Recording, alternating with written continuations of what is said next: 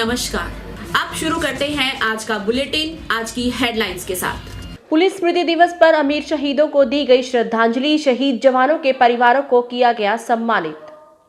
रोहतक नया bus stand पर हुआ रक्तदान शिविर का आयोजन, सिविल सर्जन ने की मुख्य अतिथि के रूप में शिरकत। शहर में बढ़ते अपराध की रोकथाम के लिए हरियाणा प्रदेश व्यापार मंडल ने पुलिस अधीक्षक को सौंपा ज्ञापन।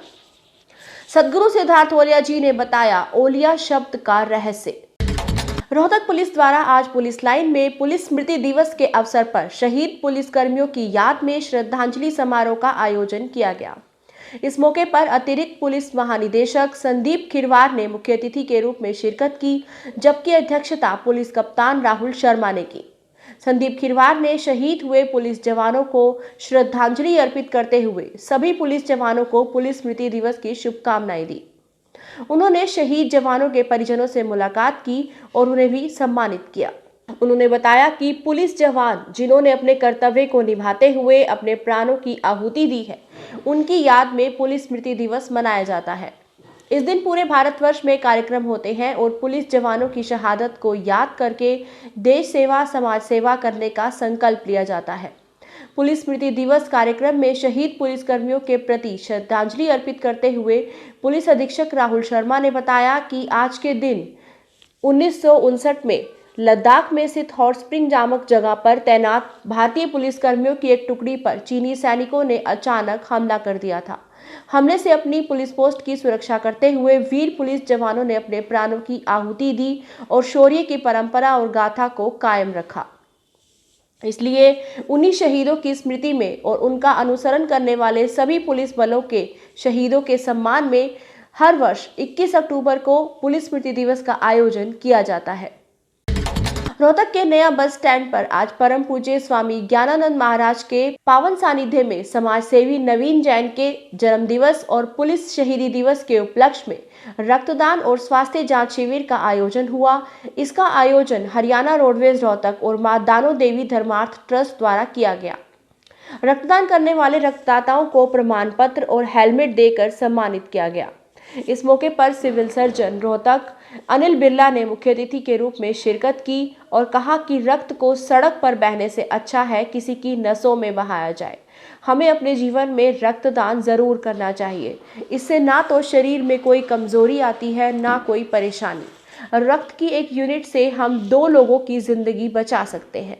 आज अपने जो पूर्व प्रधान श्री नवीन जैन और जो हमारा पुलिस स्मृति दिवस के उपलक्ष्य में श्रीमती मां दानो धर्मार्थ ट्रस्ट संघ द्वारा जो कैंप का आयोजन किया गया है, तो इसके उपलक्ष्य पे मैं ट्रस्ट को बहुत बधाई देता हूं और इस नए काम के लिए मैं ये आशा भी करता हूं कि ये ऐसे काम समय समय पर करते रहते हैं और आशा भी करता हूं कि ऐसे काम ये करते भी रहेंगे। इन्हें जैसे कि मैं ये एक प्रोग्राम नहीं, ये बहुत सारे प्रोग्राम इस तरह से जो धर्मार्थ के प्रोग्राम हैं वो चलते रहते हैं और जैसे कि नेत्रदान के लिए, ब्लड डोनेशन कैंप के लिए और दूसरी बीमारियों के लिए भी ट्रस्ट द्वारा समय समय पर इस तरह से जो धर्मार्थ कार्य किए गए हैं, मैं दोबारा उनको पुनः बधाई देता हूं और मैं उम्मीद करता हूं कि ऐसे जो धर्मार्थ के काम है ये लगातार करते रहेंगे। धन्यवाद। प्रदेश में व्यापारियों की सुरक्षा और शहर में बढ़ते अपराध की रोकथाम के लिए हरियाणा प्रदेश व्यापार मंडल ने पुलिस अधीक्षक को ज्ञापन सौंपा। इस मौके पर हरियाणा प्रदेश व्यापार मंडल के रोहतक अध्यक्ष राकेश गर्ग ने बताया कि आगे आने वाले त्योहारी सीजन और पिछले दिनों से रोहतक में बढ़ती आपराधिक गतिविधियों से व्यापारियों में दहशत का माहौल है। पुलिस प्रशासन को चाहिए कि वे कुछ ऐसे कदम उठाएं जिससे न केवल व्यापारी बल्कि आमजन में भी सुरक्षा की भावना पैदा हो। उन्होंने कहा कि उन्हें पुलिस कप्तान को एक ड्राफ्ट तैयार करके भी दिया है, जिस पर पुलिस कप्तान ने उन्हें आश्वासन दिया है कि वे इस पर जरूर विचार करके आवश्यक कदम उठाएंगे। आज हरियाणा प्रदेश व्यापार मंडल की जो रोहतक की हमारी इकाई है, जिसका कि मैं अध्यक्ष हूं राकेश गर्ग, हमने अपने पदाधिकारियों के साथ आज एसपी महोदय से मुलाकात की और एसपी साहब को हमने एक तो ये त्योहारी सीज़न के अंदर, और दूसरा जो अभी पिछली कुछ घटनाएं हुई हैं व्यापारियों को लेकर, मर्डर हुआ, गोली चली, कहीं आईएमटी में डेड बॉडी मिल रही है, तो इस प्रकार की जो आपराधिक गतिविधियां हो रही हैं उनको लेकर हमने एसपी साहब को एक ज्ञापन दिया और साथ ही एक सुझाव पत्र भी दिया है कि इन घटनाओं पर रोक लगाने के लिए, अंकुश लगाने के लिए अगर आप व्यापार मंडल को और हमारे व्यापारियों को साथ लेकर चलते हैं तो काफ़ी हद तक इस पर अपराध पर अंकुश लगाया जा सकता है, और यह अपराध हो भी गया तो अपराधियों को पकड़ने में जो जनता है, जो पब्लिक है या जो व्यापारी है वो आप लोगों का सहयोग करेंगे। तो पूरा एक ड्राफ्ट हमने तैयार किया जिसको एसपी साहब ने आज हम दे के आ रहे हैं। सदगुरु सिद्धार्थ ओलिया जी ने अपने आध्यात्मिक संदेश में नए साधकों को अपने नाम के पीछे ओलिया शब्द लगाने का रहस्य बताया। ओलिया का अर्थ होता है अल्लाह का दोस्त। परम गुरु सूफी शाह कलंदर ने उन्हें ओलिया की उपाधि से नवाजा और जाते जाते सूफिज्म के 12 गूढ़ रहस्यों से परिचित कराया। कलंदर परंपराओं से बंधे नहीं होते, उनके अंदर जिनको संभावना नजर आती है उन्हें वे अपना उत्तराधिकारी घोषित करते हैं। रोहतक ओशोधारा मैत्री संघ के जोनल इंचार्ज संदीप नैन ने सदगुरु जी के प्रति अपना आभार प्रकट किया। कुछ औलिया कलंदर होते हैं। कलंदर का मतलब समझ लेना, वह औलिया जो परंपरा से बंधा नहीं है। कोई भी आया जो परंपरा से संबंधित हो नहीं हो, उसको ज्ञान दे सकता है। करीब करीब अब तक 8-10 कलंदर हुए हैं। सूफी बाबा शाह कलंदर ऐसे ही कलंदर थे। उनके गुरु गौस बाबा शाह कलंदर भी कलंदर की हैसियत रखते थे।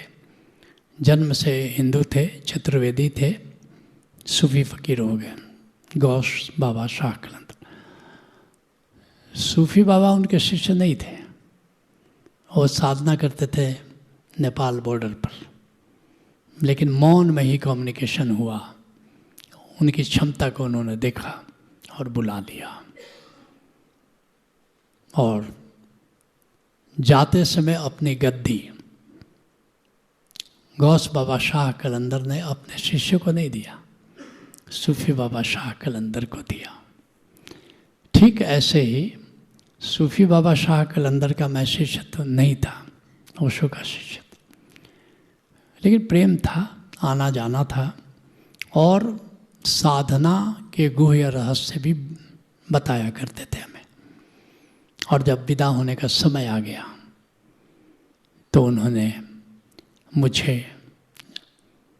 अपना गद्दी नशीन बनाया और साथ में औलिया घोषित किया। इशारा था, वो कलंदर भी कह सकते थे, मगर उन्होंने मुझे देखा कि मैं एक परंपरा से जुड़ा हूँ और मैं उस परंपरा को आगे बढ़ाना चाहता हूँ। निश्चित ओशो की परंपरा से मैं जुड़ा, और इसलिए कलंदर न कह करके औलिया कहा।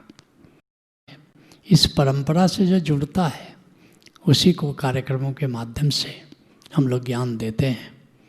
लेकिन सूफी बाबा जाते जाते इतनी बड़ी निधि दे गए, इतना बड़ा खजाना दे गए कि जो भी सूफिज्म की परंपराएं रही है, 12 परंपराएं हैं, और सूफी बाबा शाह कलंदर उन 12 परंपराओं को जानते थे, और उन 12 परंपराओं का ज्ञान वे दे गए। आज ओशोधारा जो इतनी समृद्ध है, ये बहुत बड़ी बात है। बड़े गुह्य रहस्य जो सूफियों के पास था, जो धीरे धीरे लुप्त हो जा रहा था, क्योंकि ये जो वहाबी हैं ये सूफियों को मार रहे हैं, इनके सूफियों के मज़ारों पर हिंसा फैला रहे हैं, और धीरे धीरे सूफी लुप्त होते जा रहे हैं। आज के लिए सिर्फ इतना ही। यही कहेंगे, सतर्क रहिए, स्वस्थ रहिए। नमस्कार।